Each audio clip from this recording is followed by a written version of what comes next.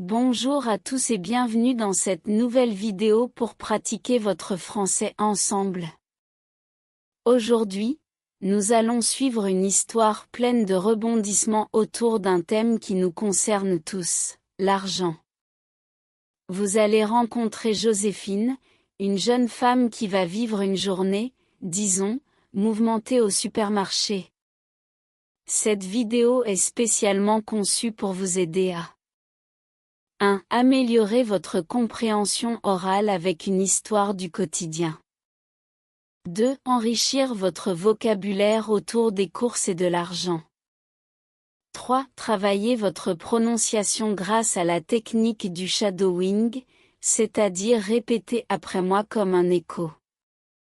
L'histoire est adaptée au niveau A2 B1, avec un français clair et des expressions utiles. Nous allons prendre le temps de répéter ensemble les phrases importantes, alors préparez-vous à parler avec moi. Petite astuce, regardez cette vidéo 2 fois, une première fois pour comprendre l'histoire, et une deuxième fois pour répéter les phrases à haute voix. C'est comme ça qu'on progresse vraiment. Alors, installez-vous confortablement, prenez un café ou un thé, et c'est parti pour l'aventure de Joséphine au supermarché.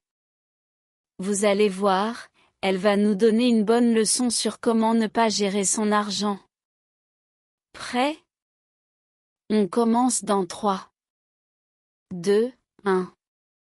Joséphine est une étudiante qui fait toujours très attention à son budget. Un samedi matin, elle part faire ses courses au supermarché avec une liste bien précise, seulement 50 € en poche.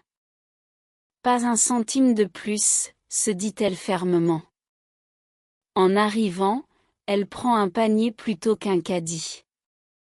Comme ça, je ne pourrai pas trop acheter, pense-t-elle malicieusement. Mais c'était sans compter sur les promotions alléchantes. Premier arrêt, le rayon fromage. Oh! Le camembert est en promo. 2 pour le prix des 20, s'exclame-t-elle. Dans le panier, 4 camemberts. De toute façon, ça se conserve longtemps. Se justifie-t-elle. Puis elle passe devant le rayon chocolat. Une vendeuse propose des dégustations. Un petit carré ne fait pas de mal. Joséphine en prend un, puis 2, puis achète finalement une tablette, parce qu'elle était en forme de cœur et trop mignonne. Arrivée au rayon liquide, elle voit son jus d'orange préféré, 20% de gratuit. Elle prend 2 bouteilles. C'est plein de vitamines, c'est un investissement santé. Mais catastrophe! En tournant dans le magasin, son panier devient lourd, très lourd. Elle croise une amie qui lui dit « Waouh, tu fais des stocks pour l'apocalypse ?» Joséphine rougit.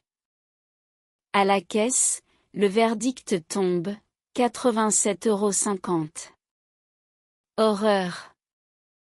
Elle n'a que 50 €. La caissière la regarde avec pitié. Joséphine doit faire un tri douloureux devant toute la queue. Finalement, elle repart avec seulement l'essentiel, et les camemberts, parce qu'ils étaient en promo, quand même. Moralité? Les promotions coûtent souvent plus cher que prévu. Maintenant, retenons le vocabulaire clé de cette aventure. 1. Faire attention à son budget. Cela signifie dépenser avec prudence. Exemple, je dois faire attention à mon budget ce mois-ci. Répétez, faire attention à son budget. 2. Être en promo. En réduction, soldé. Exemple, ces chaussures sont en promo. Répétez, être en promo. 3. Le verdict tombe. Expression pour un résultat final souvent négatif. Exemple, À l'examen, le verdict est tombé, j'ai échoué. Répétez, le verdict tombe. 4. Faire un tri. Choisir et éliminer certaines choses. Exemple, j'ai dû faire un tri dans mes affaires. Répétez, faire un tri. 5. De toute façon. Expression pour justifier quelque chose.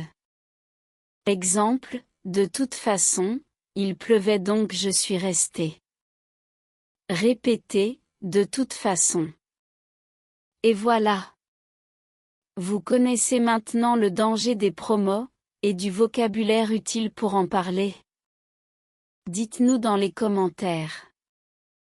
Avez-vous déjà dépassé votre budget à cause des promos?